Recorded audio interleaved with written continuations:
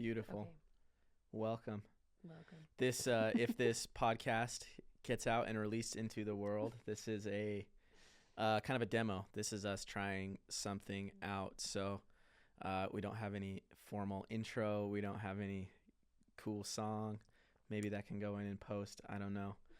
But yeah, I'm here today. If you don't know me, if the world is seeing this, my name is Christian Snuffer.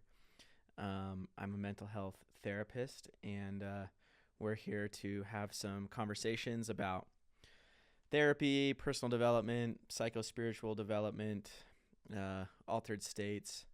We'll just kind of see where this takes us. And then at the end, we actually do have something we do want to talk about, a little movement or initiative or experiment that we're going to be trying to run and facilitate in May. So with that said, you want to introduce yourself? Who are you? Yeah. Yeah. But do you want to introduce yourself? Yeah, I Or did. Yeah. everybody already knows who you are. I mean, I said I'm Christian. I'm a therapist. That's Yeah. what we're doing. Yeah. My name is Annie Weisenberg, and I am here because of Christian, who is my husband. Different last names, but we're married.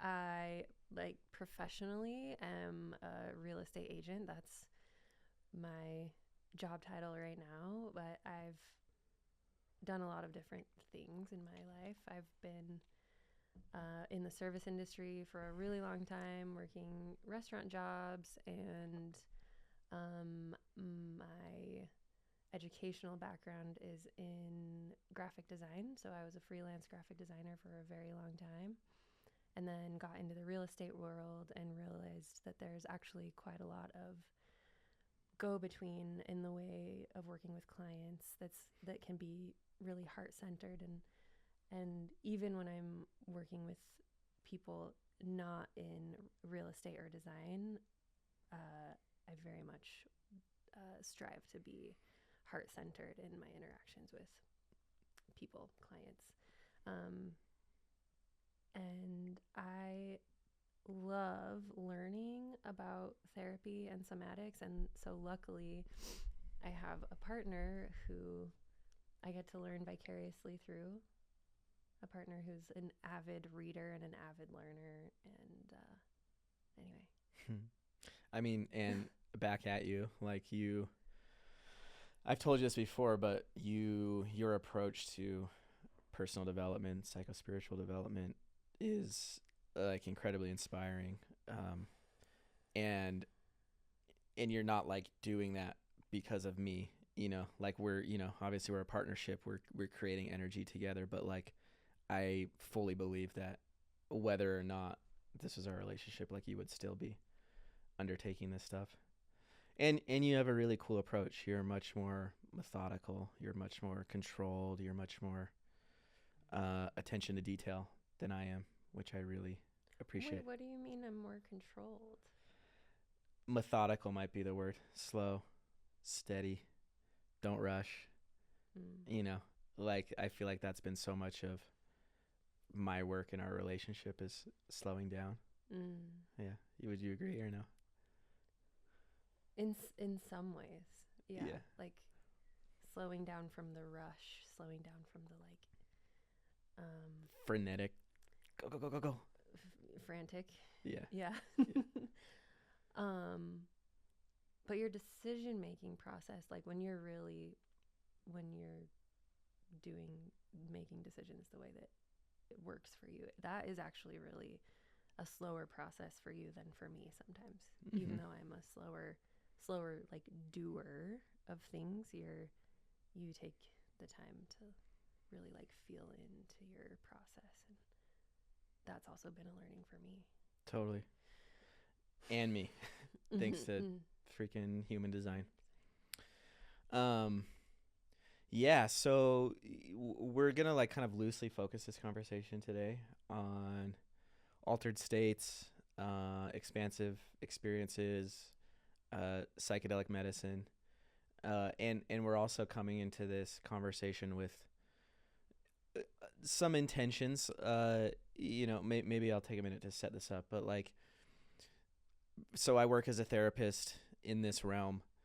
I work with psychedelic medicine very regularly, and if you're kind of tuned into like this world and the new psychedelic renaissance, um, depending on where you go, you'll see that there's quite a bit of zeitgeist around this, and there's a lot of practices that maybe like to the extreme I would like totally disagree with, maybe less extreme, like maybe don't disagree with them, but I don't think they're that helpful for people. And there's also a tendency to come into these spaces and these conversations with like more of an attitude of like, let me tell you about all the craziest places I've ever been, and like you need to think that's really cool, and like the energy behind it is like you should want to go there as well. Almost kind of like war storying around the intensity of experiences. And so we want to acknowledge that, and we want to have a conversation around our personal experiences. This isn't going to be like clinical. I'm not going to like talk about the science of what's happening. This is like our experiences and what we've gained from interacting with our minds, our consciousness, our bodies in these places and spaces. Is there anything you want to add to that? Well, I want to just say what, because you say zeitgeist a lot when you're talking about psychedelics. I've heard you say it multiple times in like personal conversations and other professional conversations. But in my understanding, a zeitgeist is the like collective experience of something. And so right now we are experiencing this psychedelic renaissance. Mm-hmm. And there's a way of thinking about and being with psychedelic medicine or altered states that's kind of the norm. And is that what you mean by zeitgeist? Yeah. I mean, I guess I could be more precise in that, but I just mean like kind of unbounded, uncontrolled energy that will kind of like lead people into places that they might not be ready for.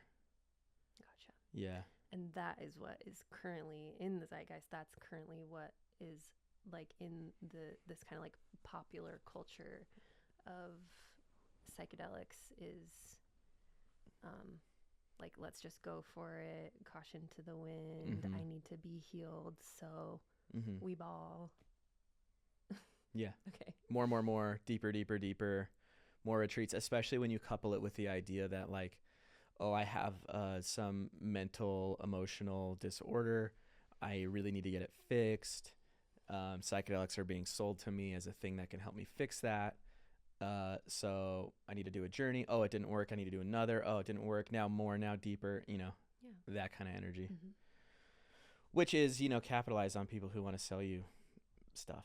Right. Which is also a zeitgeist within a zeitgeist. Like, this is the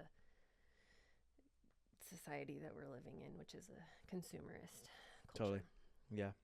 Sell you a solution. Mm-hmm. Convince you have a problem, then sell you a solution. We could go down that rabbit hole for a while. Let's talk about our relationship, our personal relationships with altered state experiences and our experience together. Yeah, you want to start?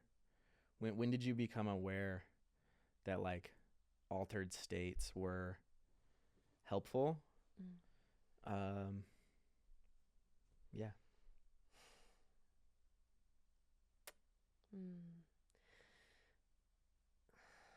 I definitely started down the path of psychedelics as friends, psychedelics as medicine in kind of my like mid-20s as a means of helping recover from or get out of some pretty intense depression. Did you know? Like, did you actively say, I've been in a depressive cycle, these medicines are going to help me? And then like how intentional was like, okay, I'm going to start mm-hmm. doing this?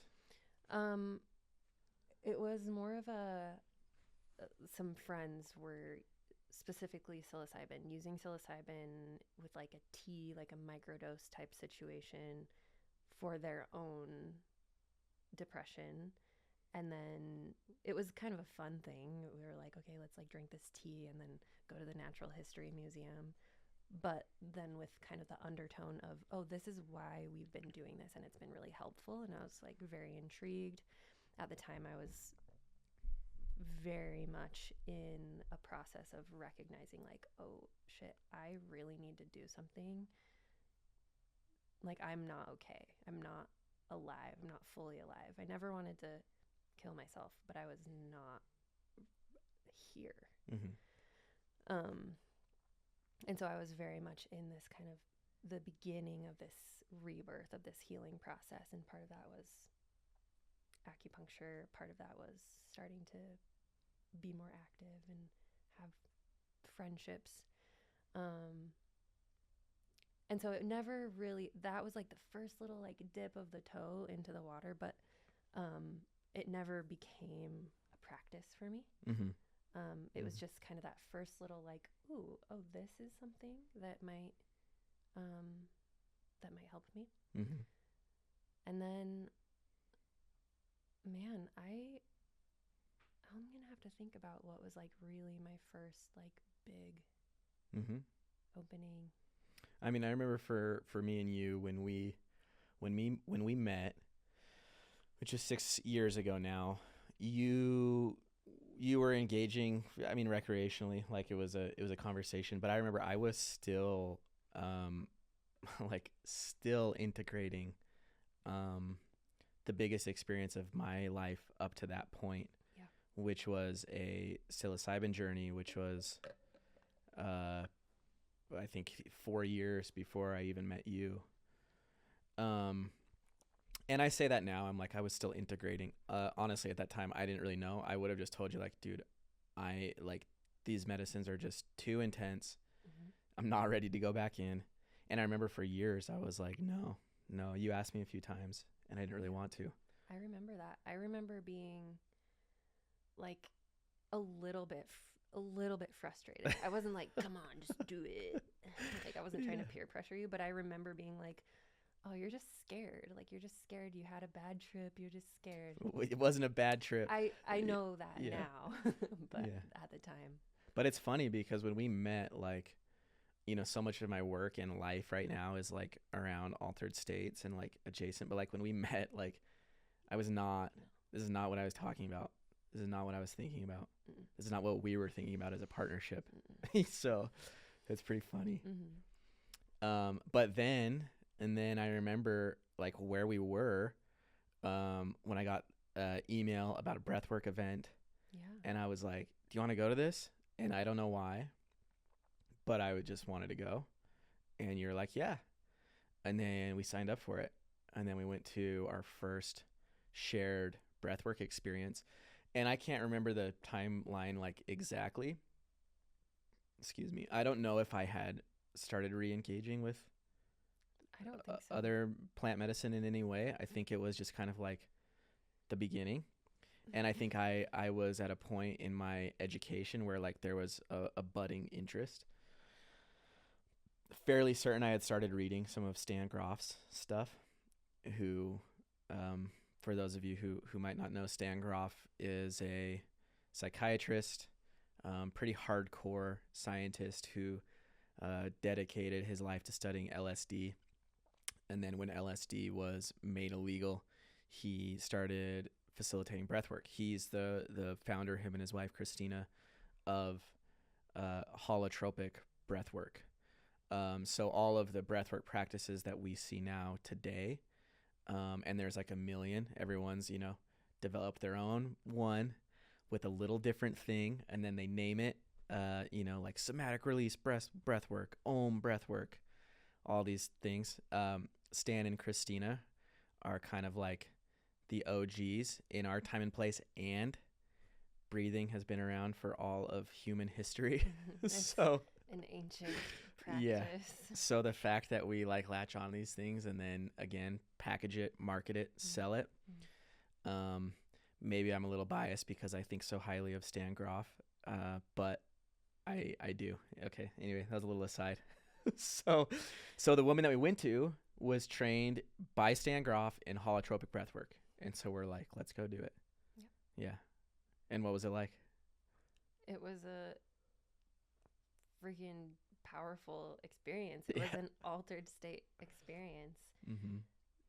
And I went into it already having had very minimal experience with LSD, psilocybin, cannabis, but but I was blown away at the power. The power, Yeah. the amount of altered stateness Mm-hmm. of just breathing in a specific pattern. And now knowing more about different types and different styles, and having done a couple of different breathwork type classes, I really do. I'm so grateful that was the one that we did. It was like a full day experience of trading off, one of us being the sitter and one of us being the breather, a break, and then the other, and then also that art was incorporated into it. And movement. Movement, very Groff method. Yep. I'm so glad that was what we had, because it was a beautiful container, and the altered state experience of breathing was like freaking cool, like crazy that you could have visuals and like intense physical sensation with no substance other than oxygen or lack of, and but also sitting with the person having the experience was just as powerful in a different way. I'm really glad we had that. I mean, that's one of the hallmarks of like holotropic breathwork properly facilitated is the sitter breather model. And sitting with the breather is like as powerful as being the breather. In a lot of the modalities I see, they don't have that component. Right. But yeah, so interestingly, it's funny to reflect on this now. I like haven't really, but like that breathwork experience was like kind of, for me, it reopened me fully to like beginning to engage with altered states more seriously.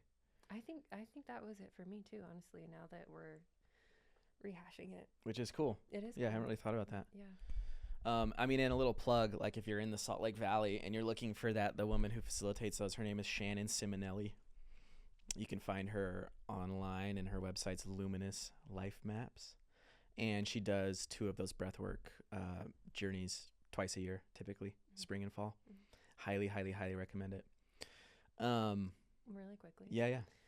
If you just scoot you're like bouncing your microphone around. I think if you scoot your table away from your chair a little bit. Because I'm pushing on it?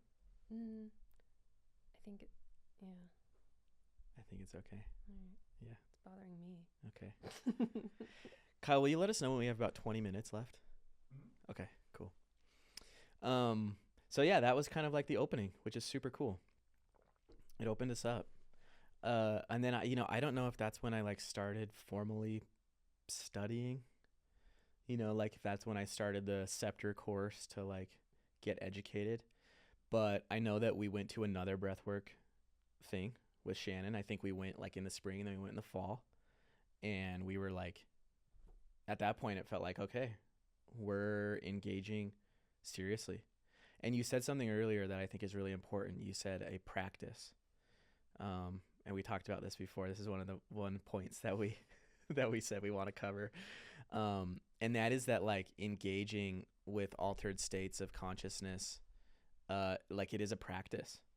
It's not a thing necessarily that you do once and then you got what you need and that's it.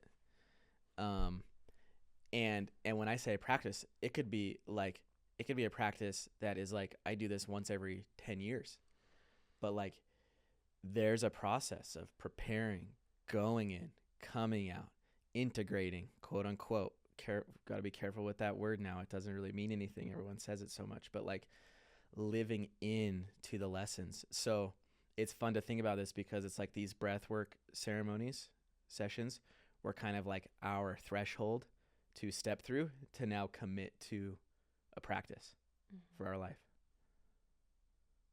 Yeah. Yeah. Just when you said that, I just thought like talk therapy came to mind, because I know that you have a certain relationship with talk therapy. You are a therapist who still offers talk therapy. There's a fair bit of talk therapy. Yeah. And I am a partaker in talk therapy. I appreciate it.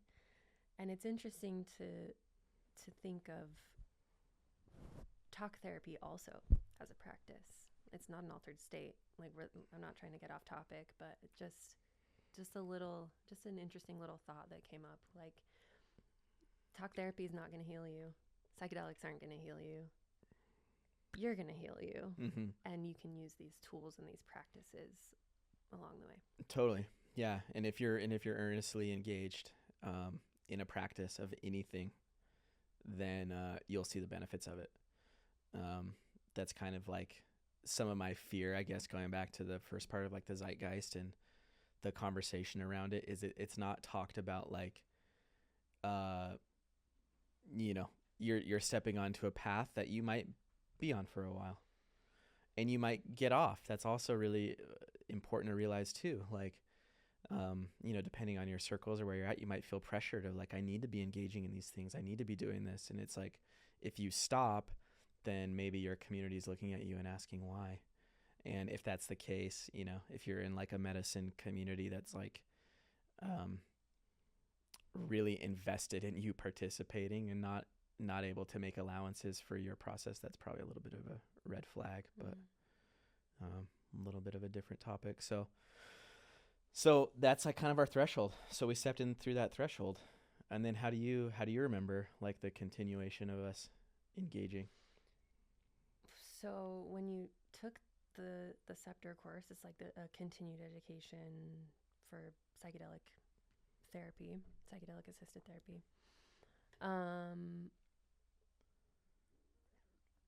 Honestly, like I just continued learning through you, and like sometimes I would pick up a book that you had read, or mostly just like got to get all of the knowledge and all the nuggets without having to do all the reading and all the work that you were doing. Yeah, that was a period of pretty intensive study for me. Yeah. Yeah. And I loved it because it felt like so in alignment. And then you, through that course, finding a couple of different like medicine circles and going and kind of trying them out on your own, and then inviting me. And because at first it was kind of like, for me, it didn't feel like a big pull. But then after you had experienced it, after I had some time to like feel into it, it was very much a pull. And I'm so happy. I'm like, it's so incredible, the trajectory from like my kind of little dabbling and like microdosing, semi-medicinally, just socially, to our breath work, to working with psilocybin again, but on a deeper level, a more healing type space. And then going and sitting in an ayahuasca circle that we hold very dearly, and has been like, such a beautiful piece of our spiritual growth, of my spiritual growth. Dude, that's really funny to think about, like that period of intensive study, like, okay, having the door open through breath work, period of intensive study, sitting with it for like a year and a half, and like going back to your very first point of like me being like kind of slow and like doing all the research, like that totally happened with this. And I haven't thought about it that way. Yeah. And then after a certain bit of time, I had heard the call to engage with ayahuasca for a while, and enough that I was like, okay, gonna make it happen. So I journeyed out.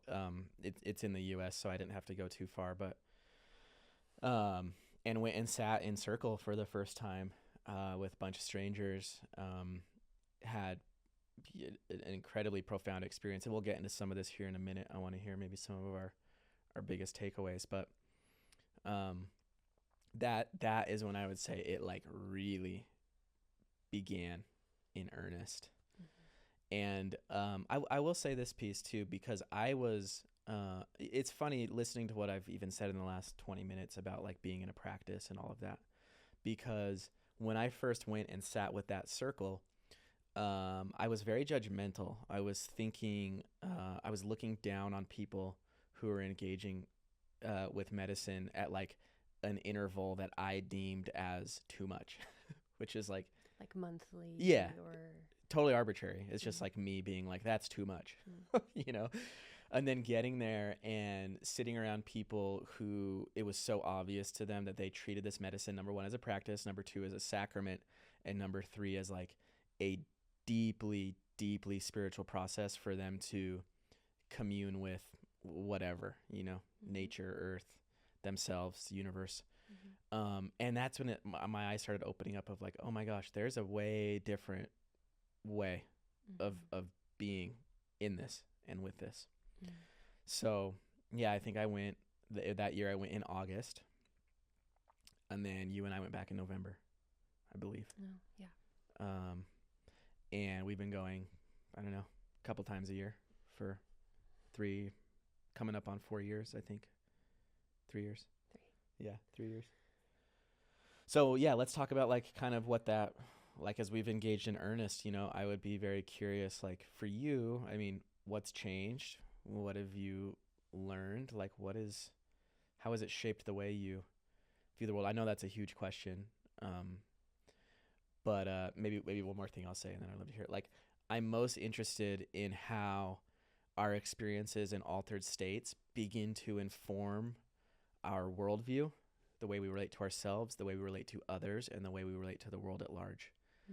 That's like the broadest definition of integration, I could say, is like, how does it inform how you show up in the world? So yeah, I mean, do you have any thoughts? The first thing that comes to mind is just interconnectedness, which I think also gets thrown around a lot. Like, it's all one, we're all one. But the thing is, it's true. Yeah. And once you have this like felt sense experience of that oneness through any type of experience, including meditation, including like just a deep feeling of love, through an intense experience. It could even be through an intense experience of like pain or anguish, but a lot of the times it does come up with these intense altered state experiences. And through psilocybin and ayahuasca, for me, that kind of veil of separateness gets lifted, and you can see, like really see, how there is actually no separateness. Like, there's this physical nature that we have that is separate, and that's all perfect, and that's what it's supposed to be. I don't want to get too like esoteric here, but there's this little seed of non-separateness that when you really can like let that grow within you, that's like love, and that's guides you into a new way of being in the world. So I mean, I hear you. I understand what you're saying because I've been there. And how does that truth inform the way that you show up day to day, moment to moment? Well, it's not always there. Yeah. Right? Like, that's also the practice. Like the little kids on the dirt bikes last night. Oh gosh. And he was raging at these kids in our neighborhood with dirt bikes that are super loud. I wasn't raging at them. Okay. But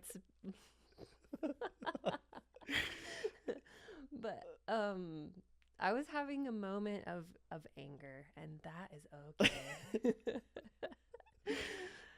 Oh man. Okay. But Off I hear what you're topic. saying. You're saying like it's a Yeah, practice. it's You're a still working on practice. it. Like you could touch into it. It's not here all the time. It might be something I'm integrating my entire life. For sure. You know, like Yes.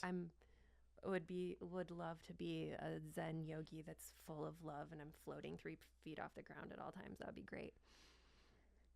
That's a goal.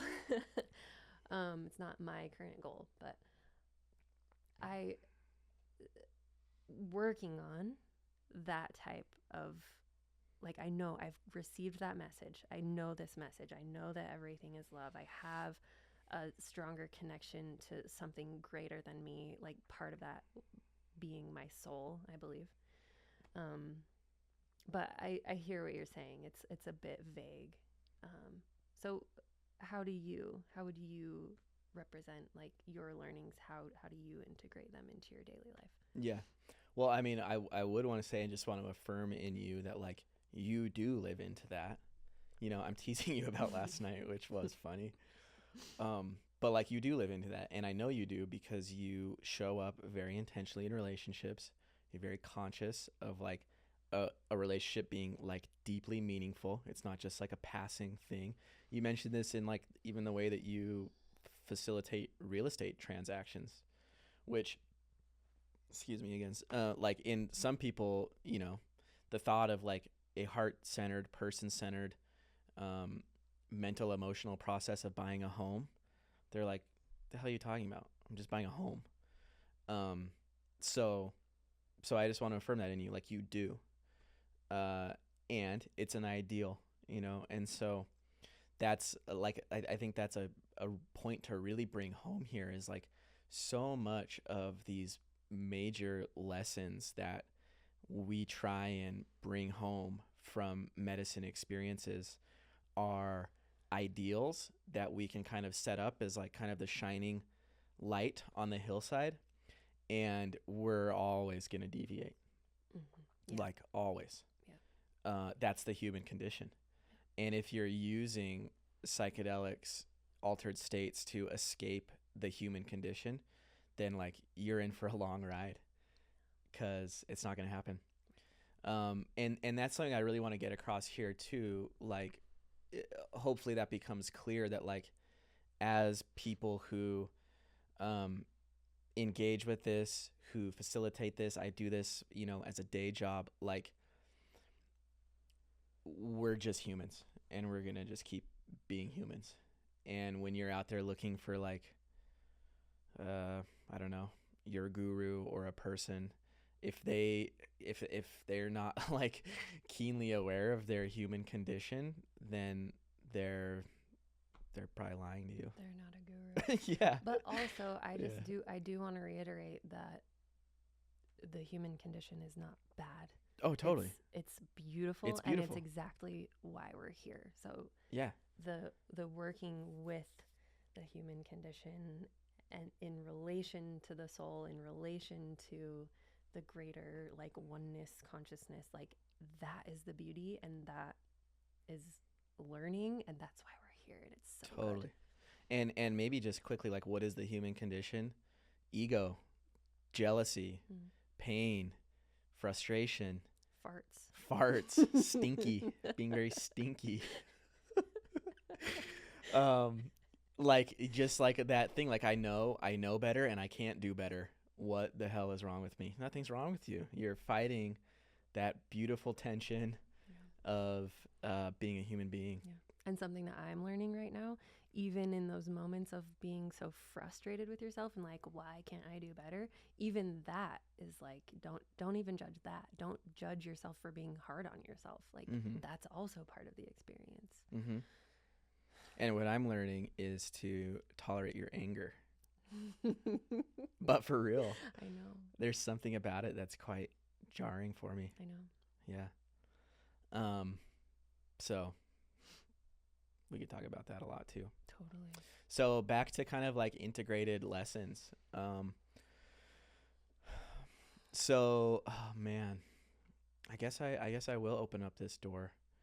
But like for me, and this is new. This is me looking at a couple years of earnest practice and realizing that a lot of what the medicine is asking me to confront is my own relationship to masculinity. And I can see how there's these little tidbits of journeys and experiences and like a resistance on me or an unconscious desire to like turn it somewhere else. Like I remember very specifically, even in one journey, I was setting the intention, which I don't necessarily believe in anymore. But I was like setting an intention, like, teach me about the feminine. And it was very clear that was like, well, okay, but to do that, I'm going to show you the masculine. And I was like, what? Yeah. Do you remember that? I do. Yeah. And so then that became like a pretty grueling, interesting, weird journey around my relationship to my body. I kind of like relived like adolescence, going through puberty onward, and I saw all these ways that like as I started puberty, like I hated it, like I rejected my body, body hair, cracking voice, like all these things that were like me turning into a man, being like no. So, you know, I can now be here now today, and like it's still in process. I mean, there's pretty major things happening in our life that's like, oh yeah, I have to own that as a person. But I think this is a cool example of like a thing that's been happening for years, with new perspectives, new chapters and seasons bringing up more for me to confront, and like letting that be okay. And owning and acknowledging that like it's not ever just like complete. Okay, boom, that lesson's done. Now I'm on, you know. Right. I also want to say it's a beautiful lesson of how you can go into ceremony or a medicine or a healing and have an intention, and something else might happen. Totally. And that's like so meant for you. It's so meant for you. That's why I said I don't believe in intentions anymore. Yeah. Because I mean, I still do, but always holding it lightly. Like we hold like it lightly. Hold it lightly. Yeah. Yeah. Because it's whatever happens is exactly what's supposed to happen for you. Of course. Even if it sucks and you hate it and it's painful. Yeah. Yeah. So, I mean, so we've continued to, well, do you have any other like things or practices that you would say that like, oh yeah, that totally came from medicine? It informs my worldview. It informs how I show up in the world. We're about 20 minutes. Cool. Thank you. Can I actually, I'm going to cancel that question. Cancel. To wrap up this part, I mean, there's so much more to say, like there's still more journey to have, but I want to talk about other transformative experiences. Yeah. And maybe you could take a couple minutes, because one thing that I really admire about you is that you've taken this exploration outside of medicine, and you've taken that exploration like very seriously in other avenues. So you want to tell us a little bit about what you've done?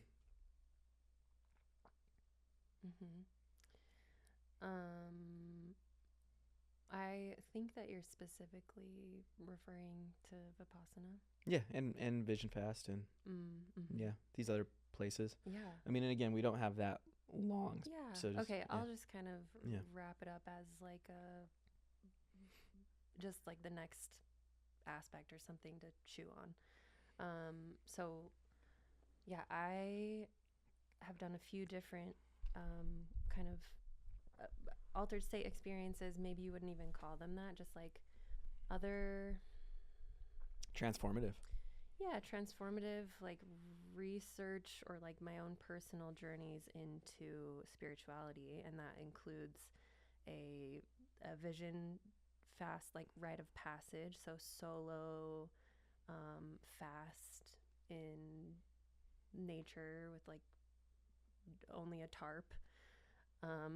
That was an intense, like, and fasting. You didn't eat for fasting 3 days. I was drinking water, but that definitely created an altered state within me and kind of had this story arc of what might be a condensed might be condensed into one night of psychedelic medicine was kind of over the course of 4 days. I would say that a couple of my river trips, including our river trip in the Grand Canyon, like I would consider that just kind of this arc of, oh my gosh, it's like so potent, like such potent spiritual medicine if you're willing to open up to that. That was about a 30-day trip.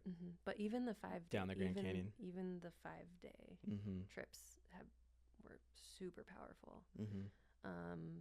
Vipassana, which is a silent meditation retreat, it's a Buddhist practice. I just did my first 10-day silent meditation retreat in December, and that was I truly had an altered state experience. I had a full-on, like, full body, like it felt like I was on psychedelic medicine, and I was just meditating for a week at that point. Really cool, really intense, like beautiful practice. What else? That's perfect. Yeah. I just want to bring that in to just highlight that, like, it's not just about taking substances. It's not about just taking these chemicals that alter things happening in your brain. And these are ancient practices. So if you're someone who's like, oh yeah, I really want to explore altered states, just broaden the aperture. Yeah. There's so many ways to do that, and each one has probably its own little, kind of magic to it. Yeah. If you're intentional, if you create ceremony around it, and there are also so many different ways to do that. Beautiful. Yeah, there's a ton more to say. We didn't get that deep into our ayahuasca practices, but I like what came up. Yeah. So we're going to transition a little bit. We're going to talk about our experiment. What are we calling it? Week of Magic. Yeah, Week of Magic. But is it an experiment? Is it an initiative? What is it? I mean, it's a call to action. It's a call to action. But I like to think of it as an experiment. I like that too. Yeah. I think that sounds kind of fun, and it sounds like it's in your hands. Yeah. Like as the person. It's not homework. Yeah. It's not like you have to do this. So tell us about Week of Magic. It's titled Week of Magic. The magical week of magic. Boom. How cheesy can we make it? Yeah. Yeah, this is like your brainchild. But I'll introduce it. Okay, yeah. And you can correct me. Yeah. So we are this is going to happen in mid-May, and we can talk about dates at a later point, but I'll pull it up right now. Great. We are going to hold a container-ish, like energetically hold this container and invite anyone and everyone who wants to participate to Week of Magic. And it's about raising the collective consciousness, basically. Super chill.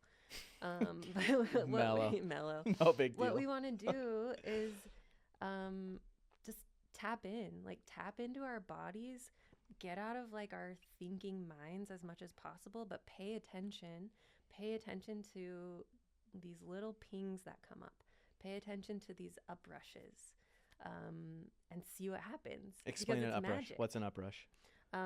It is a feeling of like, oh, I feel like I want to like go this way, or I want to bring this thing with me, or I want to wear this, or I want to talk to this person.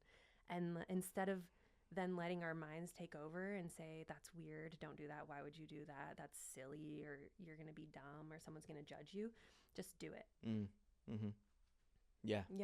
Yeah, those moments of intuition, inspiration, because we're so good at like oh, I want to talk to that person, nope, not gonna do it. So the Week of Magic is like an intentional container where we're gonna create space and open up ourselves to connecting to those, to see how when we listen to those uprushes, how we listen to those intuitions, to start to see how our life becomes just a little bit more magical. magic, which is true. I mean, like that can sound cheesy, which is the point. And life is made in small. A magical life is made in those small little moments where you listen.